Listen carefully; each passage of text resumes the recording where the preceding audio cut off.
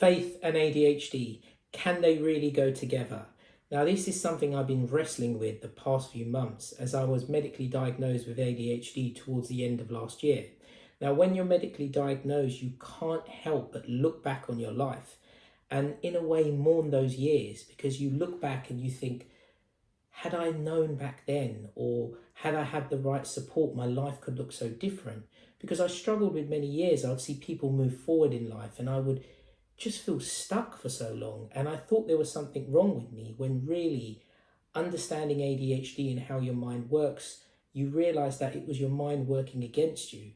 And it's a hard pill to swallow sometimes, because you feel like you wanted to be somewhere else in your life, but you're stuck and you've been held back for so long. But through therapy and an amazing spiritual director and a great community, I was able to process this and actually start looking at my ADHD as a gift.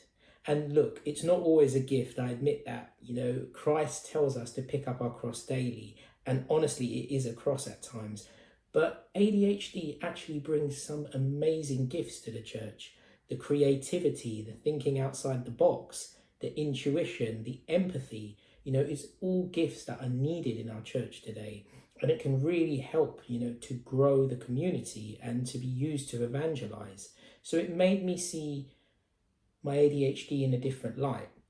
Now, we can even look at the saints. They shared some of the characteristics. St. Peter, out of impulsivity, he cut off the high priest's ear. He denied Christ 3 times. You can say that was a form of people-pleasing, with denying Christ. Yet he allowed God's grace to work in his weakness, and he became Saint Peter the Apostle.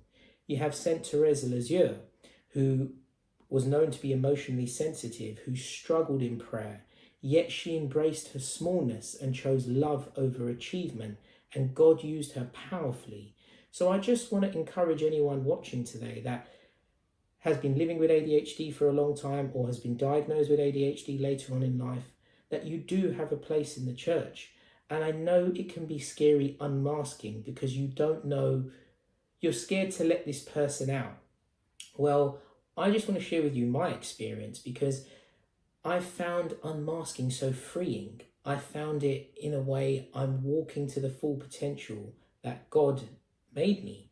And it's been so freeing. So that creativity, that impulsivity, I've been able to use it in my life and use it for amazing things.